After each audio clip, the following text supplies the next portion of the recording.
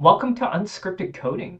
Today we're going to build our own chatbot, and this time we're going to have a bit of a twist. We're going to try and create a multi-AI chatbot, meaning that it takes on the persona of multiple people, ideally pulling from different providers as well, and I'm just one participant in a group chat comprised of AI. Now, the other twist I have today is I am planning to vibe code, and that means I'm going to be waiting for AI to complete. So I, have study material ready for me, um, just to kill time as well as video games and such. Nevertheless, let's come back first to talk about the project. You might have seen things like Big AGI. There's lots of examples of these where you can use an AI chatbot, a power interface. But so many of these are really geared towards developers, and they're really improving on the chat GPT model, which is you are having a one-to-one relationship, a one-to-one chat with an AI chatbot. So let's hypothetically say I'm chatting with this big AGI chatbot. I'm having a conversation and it is replying.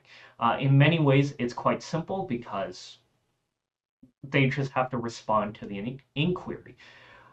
What I'm proposing to do is to do a group chat, and that is I might have the developer in this group chat, an executive, and a scientist all in the same chat group. And so I will say, "What do you think?" And the developer might say, "This is a nightmare."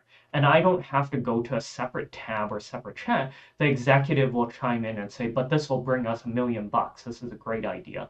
And then the scientist will come in and say, "Well, is this even feasible?" And there's a whole group dynamic going on where, the developer and the scientist might argue for a little bit before you have to chime in again. Group chats. If you have a lot of friends, you will know what that means. That means that you can step back and the conversation continues, or sometimes you are driving the conversation on your own. Now, I feel like we see a lot of these power interfaces, number one, because this is how ChatGPT looks generally. You're really organizing the folders, you're creating a persona, you're just prompting in a better way. There are only a handful of interfaces that have group chat built in. And in one of our previous videos, we talked about Silly Tavern. Now, Silly Tavern is interesting, not an official site here, but it is meant to be role playing. It's meant for entertainment. The other group chat ability comes from character.ai. Again, really for entertainment because in all of these interfaces, you are talking to Batman, Harley Quinn, Poison Ivy. You are talking to these fictional characters in which they will interact, they can interact, and then you chime in here. It's quite interesting at times from a fictional perspective. Maybe Batman and Harley Quinn, not so much, but if you throw Batman in with Pikachu, do they have a conversation together and how would that look like? Kind of an interesting experiment. But for me, and in our previous video, we just set up Silly Tavern and we gave different bots more professional personas. And literally, I think I came in and said, here's the marketing bot, and here is the legal bot, and let's talk about our plan. And of course, marketers want to break privacy laws all the time and spam laws and things like that if they could. And so that conversation is really, really useful. And I think in our project, there are possibly many ways to do this, lots of brainstorming. But again, I think I'll go with that same premise of what if I wanted a business team very quickly to check my ideas to brainstorm. And that could involve someone that's savvy about marketing, someone that's savvy about the law, someone savvy about money and accounting, and have that conversation. And that's something that a lot of solo entrepreneurs don't get a lot of. So that's what we're going to do. And the tools we're going to use to build it today with our vibe coding is RuCode, which is a fork of Klein. This is a built-in VS Code plugin. And today we're going to use this mysterious brand new model called Quasar Alpha. We are not too sure where it is, but I like that it costs nothing right now because as you use RuCode or Klein, costs do add up. So $0 is always a bonus, but apparently it functions very well. So I'm doing kind of multiple birds with one stone here. I'm testing Quasar. I'm going to show you guys a bit of vibe coding, and I'm going to build a multi-chatbot tool. Now, as important as it is to just have fun, vibe coding AI is imperfect for now. So you do want to think this out first. And so today I'm going to ask it, can you help me build a single page web app that, and JavaScript? So I'm going to ask it to build a single page web app that's going to be multiple chatbots. Now, the first thing I realized when doing this is one, ideally, I want to be able to engage with different providers. OpenAI tends to be pretty flowery, pretty chummy. So I do feel like in our example, it suits well for marketing, but it's been really not good at providing legal advice, whereas Gemini, still not a good idea to rely on an AI, but gives more solid legal advice and is more solid when it looks at legal docs and such. So first thing I wanted to do is engage with multiple providers so that it can connect to Anthropic, Gemini, OpenAI, cover our major bases. Second of all, because you're engaging with multiple platforms, most likely what I would want it to do is to be able to standardize the input. So I know Google has troubles when things are not in perfect order. So user message one, or sorry, user assistant. If you suddenly throw two users, sometimes it causes an issue. Sensitivities like that. So we need to create a very basic layer to standardize things. And for me, I'm going to do this all text. I don't care about images, video, sound, none of that. So that makes it pretty easy. It's just how do we keep track? And finally, there is going to be prompting and perhaps a secondary layer that will choose which bot to speak to. The last time I checked, character AI had this very unnatural feature where you're picking who the next person to speak is. So I will say, hi, Batman, and I would click, okay, Batman, you respond now.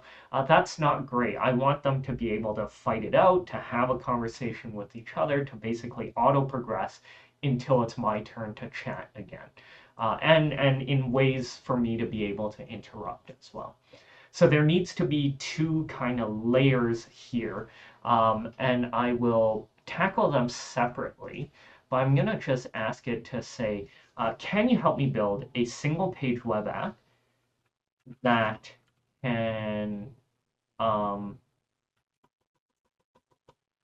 single page web app that is a multi AI bot interface so that the user can interact with multiple chatbots in a single group chat, and these chatbots will have different personas and will be running different.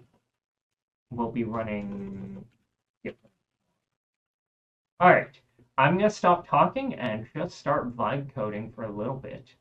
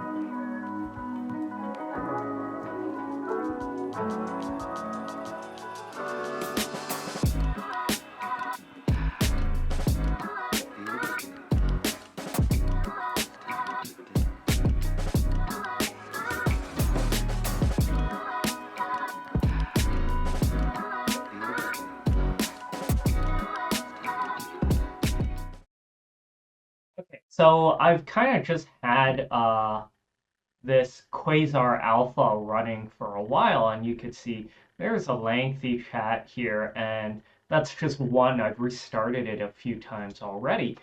Um, but we have a bit of a tool here. So we load and we can just start it going. And honestly, it's not great, but I suspect it's because I'm using such crappy cheap models on the side here. 4.0 Mini and Gemini Flash and Gemini Flash Lite in the back.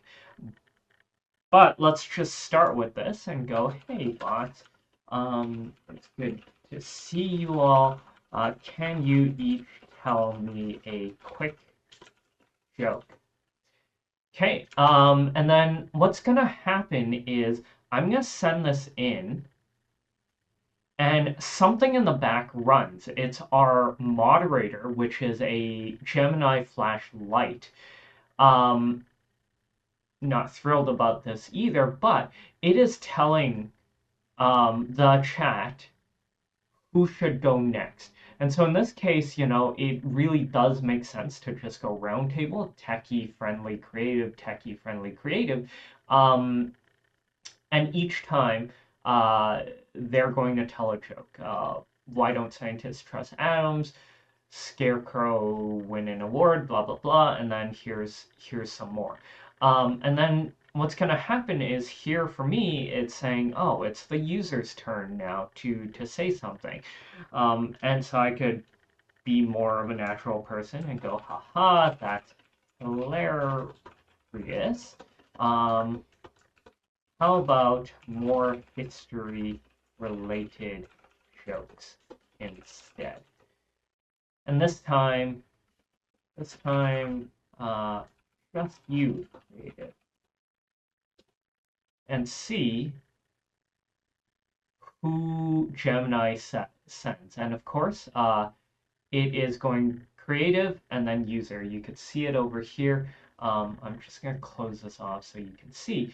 But the moderator said creative first, and then it prompts back to user. And here are some history-related jokes for you. What do you think, Techie? And we are hoping that Techie responds next. And so in this case, here's Techie, and then someone else chimes in, which is perfectly fine. And then the user is prompted for an input. Not great UI since this is always hidden, and it pops up at the bottom, but you could see the kind of thing I'm going for. We could certainly change this into a different kind of conversation and say, hey, can we talk about product ideas? give me one quick idea each for a simple product I can sell at a grocery store. Go. And we'll see. Takes a few seconds for the moderator to spit it out to the right people. I am just hoping for a response here, of course. Techie, friendly, then creative, each respond. And we're going to get a bunch of these. Now, I did notice a couple of interesting things. I suspect it's because Gemini, as a provider, seems to cache your old responses. So, for whatever reason, we're seeing this repetition here. That's not quite right. So, I suspect if I switch this to OpenAI, or rather, I'm going to refresh.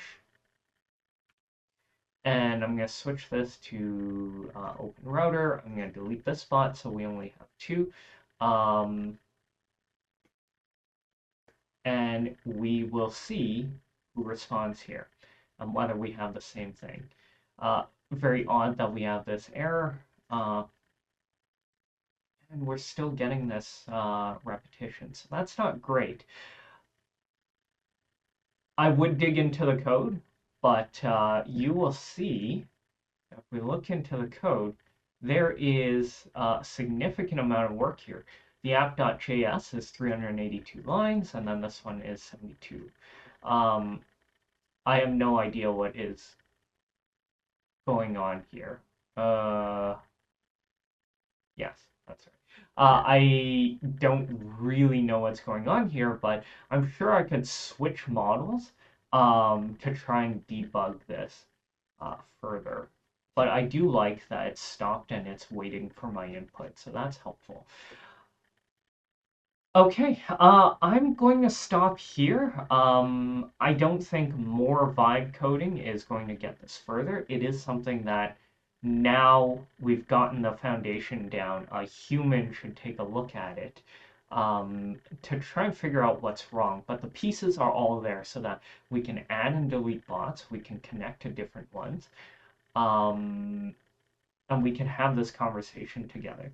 There is a bit of prompting as well. Something you may or may not have noticed is I repeatedly switch the prompt of the moderator so that it's more inclusive of the user. Previously, they just kept going. So techie, friendly, and who was the last one? Creative, just kept having a conversation go on and on.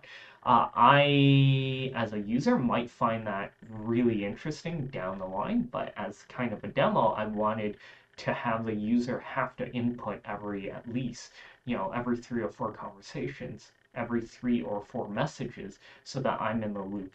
But I would find it very interesting to see these 3 bots just keep conversing with each other. The real problem is there is something wrong with the code that causes some repetition. But let's just end this. I'm doing a demo. Can you each say a quick goodbye to me? And we'll see how each of them go. Goodbye, goodbye, error parsing, but these are different responses. That's good. I hope you found that interesting because I do think there is a real need for this as a creation. If you want to go out and make $1 million idea, I think this one is a short-term, easy one to do. The reason is I come back to big AGI. You see all of these power chatbots. They're almost all geared to developers working with one chatbot. Where I think there is a real opportunity is appealing to people who aren't using chatbots by giving them a new use case.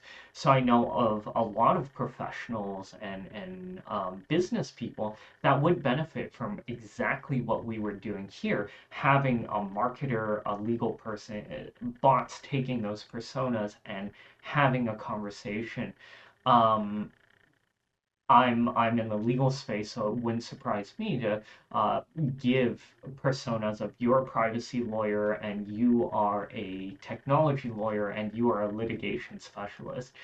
and try and gather those comments together. Just really, this brainstorming is something that people higher up the chain need and don't necessarily do. And so if you think about your CEO or your managers and stuff, they are not working one to one to create a work product. They are constantly trying to brainstorm, to talk to multiple people, get multiple points of view. And I just think there's an idea here.